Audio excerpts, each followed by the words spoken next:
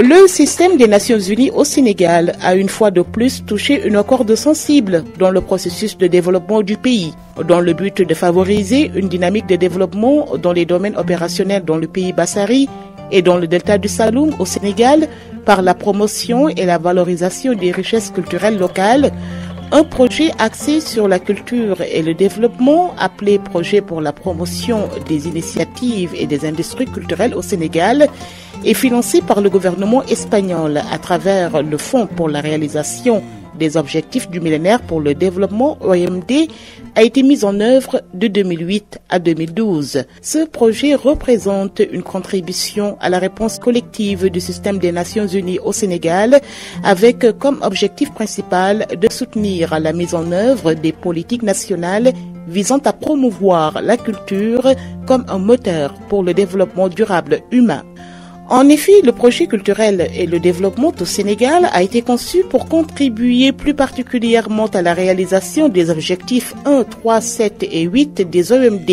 Il a pour ambition de soutenir le renforcement des capacités dans le secteur de la culture et des arts, mais aussi de pousser à l'autonomisation des petites et moyennes entreprises œuvrant dans le domaine culturel et de lutter contre la pauvreté dans le pays Bassari et dans le delta du Saloum au Sénégal.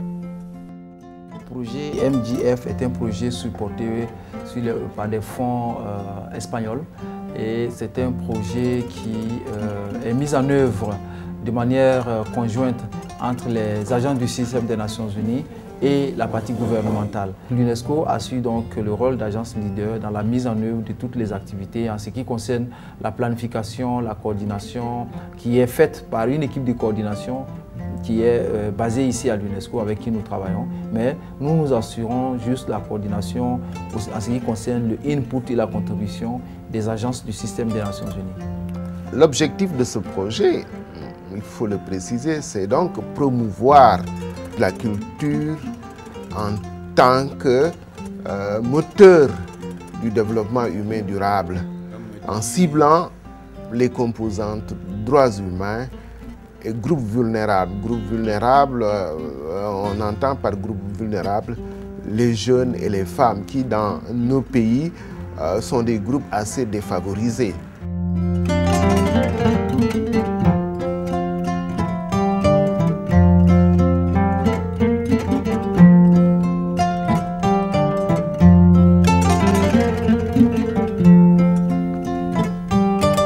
L'accent est donc mis sur les régions du pays Bassari et du delta du Saloum au Sénégal pour favoriser la croissance et le développement humain durable des populations de ces deux zones. Avec une population d'environ 100 000 habitants, le pays Bassari est une région vallonnée frontalière de la Guinée avec 3 départements comprenant Bandafassi, Salémata et Kédougou.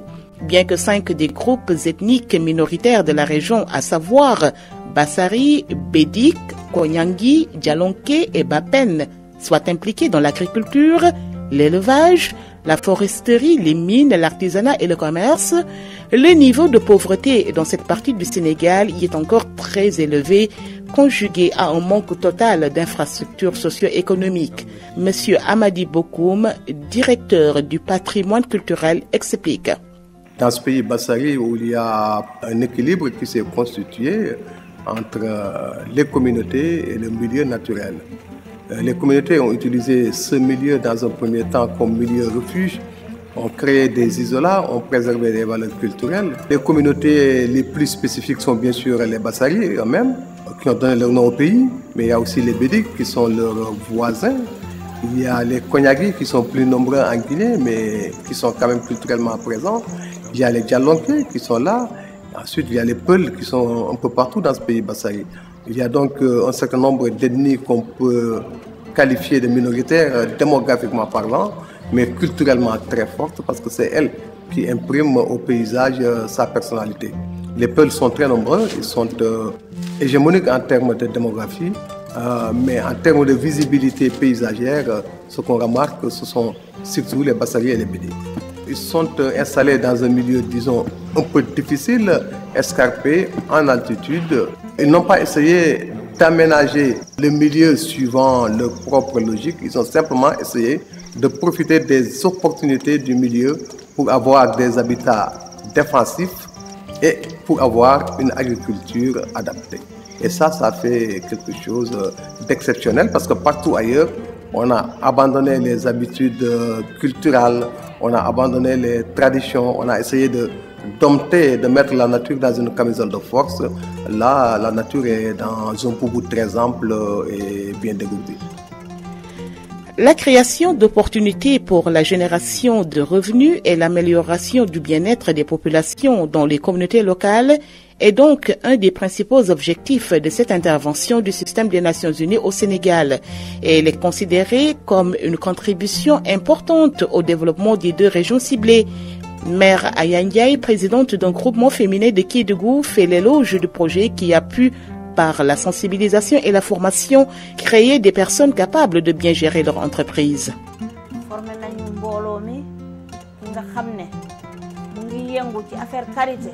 Formé nañ la kuy yëngu ci affaire foño formé nañ la ki nga xam ne chambre de métier la nekk ñun ñëpp ñoo bokk benn kuréel bi ñun ñu tamit formé nañ leen ethnie minoritaire yi nga xam ne yi jalunke la ñun ñu am nañu formation basaar yi am nañu formation bédik am nañu formation koñaat yi am nañu formation donc projet bi ñëwam fii ci Kédougou dafa baax ci ñun lool am na njëriñ mu ngi yee nit ñi nit doo tob rek nga am dara waaye buñ la jàngalee naka ngay ute naka ngay dencee loolu projet bu baax la te projet bi loolu la jëkk a def dafa ñuy jàngal naka la ñuy ute naka la ñuy dencee loolu yëpp jàngal nañ ko kon projet bu baax la. Cependant, le projet Culture et Développement n'est pas uniquement axé sur un seul aspect, mais de manière globale sur la création de nouvelles opportunités de développement pour les habitants de ces communautés. Mamadou Yoroba, le vice-président de la communauté rurale de Bandafassi. C'est un projet qui est là pour accompagner, parce que vous savez, la zone, les pays Bassari, c'est une partie qui est en phase d'être classée au patrimoine mondial de l'UNESCO. Donc il y a des projets qui sont là pour accompagner ce travail. Donc parmi ces projets, on peut citer le projet MDG. Et c'est un projet qui travaille en parfaite collaboration avec la communauté, avec les communautés. Donc il répond vraiment aux aspirations de la population sur tous les plans. Je peux citer des exemples. Actuellement, ils ont fait vraiment dans le cadre de la lutte contre. Quand on parle d'abord de préservation d'une zone, il faut quand même calculer sur tous les côtés. Donc dans le volet de l'environnement, vraiment c'est un projet qui a répondu à toute vraiment l'attente de la population. Aujourd'hui, il y a des équipes qui sont là, qui sont formées au niveau de chaque village, quand même des équipes, des comités de lutte. Et ces équipes sont redynamisées, des équipes qui existent sont redynamisées et bien équipées par le projet MDG.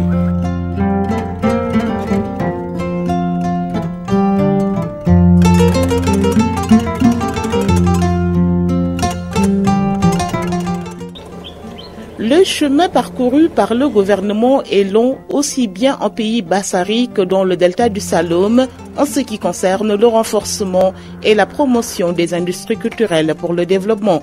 Située dans le centre-ouest du Sénégal, la région du delta du Saloum englobe naturellement une zone marine humide. Il contient des vastes aires de repos et des dortoirs pour les oiseaux et des chaînes d'îles constituant leur aire de reproduction. Avec une population d'environ 200 000 âmes, les habitants du delta du Saloum sont impliqués entre autres dans la pêche, le tourisme et l'agriculture. Monsieur Bokoum donne un aperçu de l'histoire de la région et ses habitants. Au début, il y avait juste une langue de terre à laquelle on pouvait accéder peut-être en marée basse. Puis autour, il y avait toute une série d'activités qui reposaient sur la mangrove et sur naturellement le système de marée, avec deux produits principaux, les huîtres et les arches. La plupart des corps des amas sont construits par des arches, qui sont de taille et de dimension variables suivant leur maturité. Et ce qui est intéressant, c'est que c'est une exploitation totalement genrée. Seules les femmes ont le droit d'exploiter ces produits-là. Et c'est peut-être pourquoi on a pu les préserver jusqu'à présent. Donc on exploitait ces arches et ces huîtres qui étaient consommées localement, mais qui étaient aussi exportées, parce qu'on a la preuve en proto-histoire sénégambienne de céramique du delta du Saloum qu'on a retrouvé dans la vallée du fleuve Sénégal. Et au fur et à mesure qu'on exploitait ces coquillages, on rejetait le matériau, ça a fini par faire de véritables îles artificielles.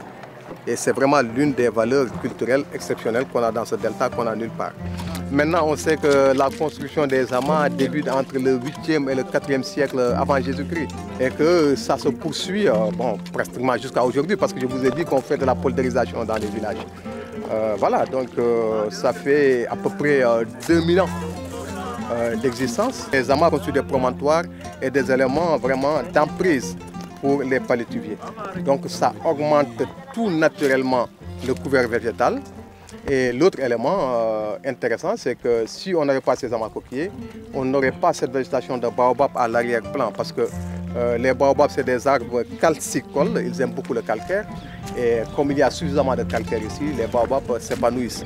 Et d'ailleurs, la concentration de baobabs constitue l'un des critères vraiment importants qui permet presque à coup sûr de s'assurer qu'il y a un amas. On a de très nombreux deltas avec beaucoup de mangroves, mais ils sont souvent plats. Et là, nous avons un delta presque vallonné et c'est très intéressant du point de vue du paysage.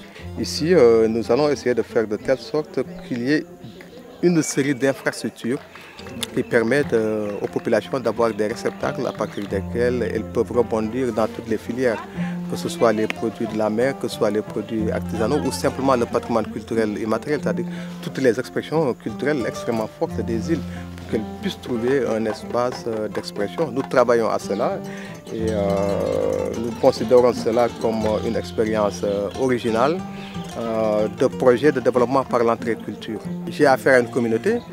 Cette communauté, elle a une façon de faire, de vivre, de penser, d'agir, de se comporter vis-à-vis de son environnement.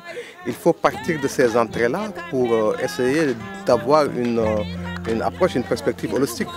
Il faut qu'on arrête de faire des plaquages en disant que bon, voilà, on sait comment les développer. Si on veut continuer à préserver cet environnement, il faut qu'on s'appuie sur la culture locale, les valeurs locales, les pratiques locales.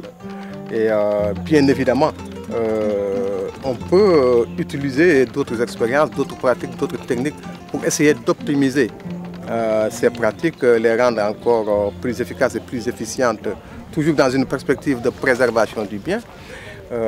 Mais l'élément essentiel qui nous paraît vraiment fondamental, c'est qu'il faut cesser de penser que pour se développer, il faut renoncer à soi. Dans le processus de mise en œuvre uni dans l'action de l'ONU, le projet Culture et Développement a réalisé un ensemble d'infrastructures culturelles à Toubacouta, appelé Centre d'interprétation du Delta du Saloum. Ce centre culturel permettra de créer des opportunités pour la population locale, mais aussi de valoriser et de promouvoir leurs richesses culturelles et leurs talents. Il a été officiellement inauguré par le ministre de la Culture sénégalais en mai 2013. Cette réalisation de l'être humain est quelque chose d'exceptionnel ici et qu'il faut magnifier par un projet qui préserve à la fois la nature, ouvre des perspectives pour le tourisme et ouvre des perspectives donc pour notre artisanat et pour tout le développement de l'économie créative, parce qu'il y a beaucoup aussi d'artistes dans le coin. Donc il est très important d'être ici aujourd'hui et il est très important pour moi d'avoir l'occasion d'inaugurer ce complexe qui est le premier dans le pays comme tel, comme celui-là. Et j'aimerais bien le répliquer dans toutes les régions du Sénégal pour offrir une combinaison culturelle, artisanale, qui permettent à nos citoyens de développer aussi leur créativité et vendre leur art. Cet édifice culturel rare dans le pays est composé d'un village artisanal, d'un théâtre de verdure, d'un foyer des jeunes, d'un centre multimédia communautaire, d'un bureau d'orientation touristique, d'un foyer des femmes et d'une case des tout-petits. La cérémonie officielle s'est déroulée en présence de la directrice de l'UNESCO, Madame Anne-Thérèse Ndongdiata, du directeur du PNUD au Sénégal, Monsieur Bouboudraman Kamara, ainsi que d'autres membres du personnel des agences impliquées dans la mise en œuvre, à savoir l'OMT, l'ONUDI et l'UNFPA. Ont également rehaussé de leur présence le ministre en charge de la promotion de la bonne gouvernance, M. Abdoulatif Koulibaly, originaire de la localité, et les autorités administratives et politiques locales. La cérémonie a été enrichie par les performances des différents groupes culturels locaux qui ont démontré leur talent en danse, chant et théâtre, valorisant ainsi les grandes richesses culturelles de la population du delta du Saloum. L'inscription du delta du Saloum sur la liste du patrimoine mondial de l'UNESCO est un bonus supplémentaire pour les habitants de cette région qui estiment par ailleurs que le projet culture et développement est une merveilleuse opportunité pour eux. Toubacouta commune rurale mu ngi nekk juróom fukki dëkk ak benn depuis projet bi ñëw fii ba léegi amul benn dëkk bu xamul projet bi en 2009 ak léegi. Parce que tey bu ñu ne nañu wax filière maanaam mbéy bi am na napp bi am na sàmm bi am na jaaykat yi am nañ artisans yi am nañ loolu projet bi ku nekk def la oo mu defal la benn comité boo xam ne am nga njiit boo xam ne tey lu ñu wax ci loola ñooñu ñooy toog ñoo koy jiite. projet boobu ñun depuis ñu ko wax ba léegi dañ ci kontaan daal ndax ñun comme dañ doon yëngu ñu gis ñoo xam ne dañuy jàppale dañ ci sant yàlla bu baax ndax gis naa ne suñu njariñ la. li ñuy jëmale ñoom suñu njëriñ la parce que am na centre bu ñu fi tabaxal te loolu ki nga xam ne amul salon nekk ci biir këram bu demee ci centre bi dina fa am place bu mu nekk loolu dina ko amal njëriñ moo tax ñun ñu tamit ñu gis ci suñu bopp ne lu baax la daal. Le projet NDJ a beaucoup apporté à Toubacouta. D'abord, moi je vais commencer par le plan organisation. MDJ, quand il est venu, il nous a organisé d'abord. Parce que nous, on travaille tous dans l'informel comme ça. Tout le monde allait seul. Maintenant, quand ils sont venus, ils nous ont regroupés, ce qui a été le fruit des cadres que je représente aujourd'hui. Donc le cadre, c'est le regroupement de tous les groupes qui sont là. Et on a regroupé du tailleur jusqu'au menuisier, jusqu'au sculpteur. Et voilà ce qui constitue le cadre aujourd'hui. Ça, c'est une partie. La deuxième partie, ils nous ont fait beaucoup de formations. Formation en management de groupe, formation en gestion, formation, beaucoup, hein, en tourisme et beaucoup de choses. Donc, il y a beaucoup de formations qu'on a fait avec MDJ. Et quand ils ont fait ces formations maintenant, ils nous ont encore installé ce qu'on appelle le SCM. Donc, c'est le comité de cautionnement de mutuelle. Donc, c'est une espèce de projet qu'ils installent là, qui va nous organiser à nous investir. Quand on a des projets et on veut des financements, on veut aller travailler avec la SCM. Donc tout ça, c'est MDJ qui a amené.